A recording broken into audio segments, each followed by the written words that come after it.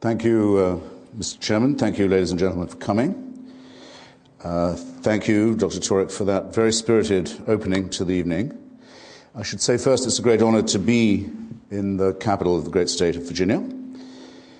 I'm, in a small way, a biographer of Thomas Jefferson, and his memorial, as you know, omitted the mention of his presidencies and vice presidencies and preferred to focus on his work at the university and his authorship of the Virginia Statute on Religious Freedom, which is the embryo and basis of the First Amendment to our Constitution, which makes this the only country in the world that has ever decided that God and constitutional matters should be separated. And it's in defense partly of that civilizational impulse that I rise this evening to satirize the idea that we're here by somebody else's permission and owe that person an explanation, which is what it is to be a theist, if not a deist at any rate. I almost never watch television, and I'm usually glad that I don't, but now I'm glad that I'm forced by my daughter to watch Family Guy.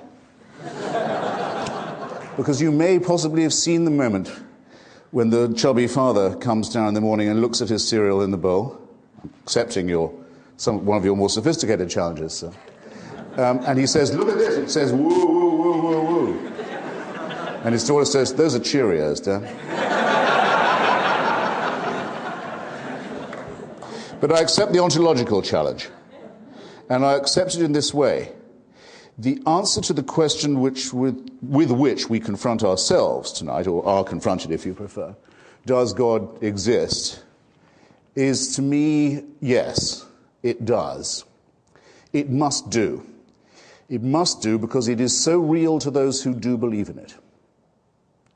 There are people of whom it may be said that for them, God does exist. I've become perfectly persuaded of this by now. There is no form of persuasion that would make me assent to this proposition. Some of us are born, we're born too, in answer to Blaise Pascal's own problem, the one that made him write his pensées and address them to those who are so made that they cannot believe. Those of us to whom almost everything that Dr. Turek just said would be the mere equivalent of white noise.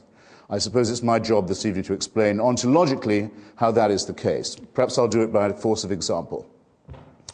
Recently, very recently, in fact, as little ago in time as last year, the Vatican announced that limbo, the destination of the unbaptized child soul, no longer exists. There is no such place.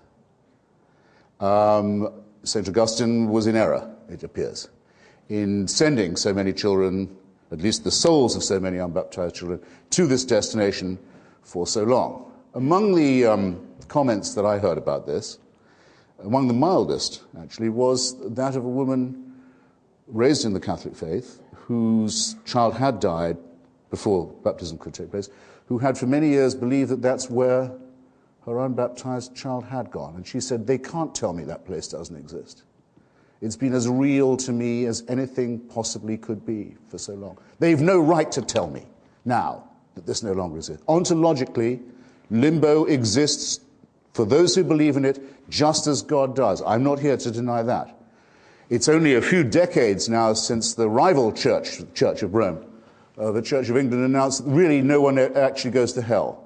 It could be that after you die you're forbidden God's grace, but there's no real place of eternal, unending, infinite torture and torment with which those who claimed the grace of God and the redemption of Jesus made a living for so many years. And how do they make their living? By lying to children.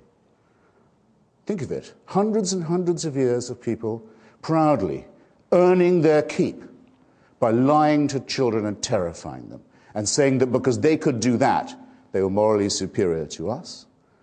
Reason, common sense, decency, ordinary decency rebels against this kind of mind-forged manacle, however charmingly or humorously it's expressed. But hell exists in the minds of several people I've spoken to just today on this campus in the intervals of other conversations. For them it's real, and I don't say that it's not. What I want to show is that it can, if it does exist, nonetheless be abolished. like many other mind-forged manacles and man-made tyrannies that confront us. And in fact, that this belief in a supreme and unalterable tyranny is the oldest enemy of our species, the oldest enemy of our intellectual freedom and our moral autonomy, and must be met, and must be challenged, and must be overthrown. I want to argue for nothing less than that. It's actually rather wonderful, isn't it, that religious authorities who used to say they were infallible say, just take the last pope, just the last. I know I'm not talking with the Catholic apologist this evening, but nonetheless, the church, when people say the church, they know which one they mean. They mean the one in Rome. The one where when Stephen Hawking was invited and was asked at the conference on the church and science, is there anything he'd like to see in Rome while he was there, he said he'd like to see the records of the trial of Galileo. Don't please be invoking Mr. Hawking, by the way, as if he was a deist. The last pope, just in the last decade of his tenure, apologized. He said, we were wrong about the Jewish question. We probably shouldn't have said for so long the Jews were responsible for the murder of Christ.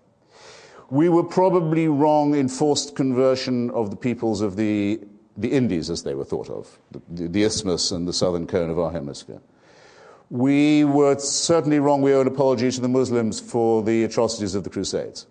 We owe an apology to the Eastern Orthodox churches for the incredible butchery to which they, our fellow Christians, were subjected by us, the Roman Catholic Church. And we probably owe an apology to the Protestants for saying and so many awful things about them and torturing and burning and killing them too. So having now said we were completely wrong and completely cruel and completely sadistic and completely violent and retarded human civilization for that many centuries in that many countries and continents, we're quit. And now we can go back to being infallible all over again. There are people who, on faith, will accept being spoken to in that tone of voice and in that way. But I, ladies and gentlemen, am not one of them. And I don't think there's any form of persuasion that should allow you to be spoken to as if you were serfs or slaves either.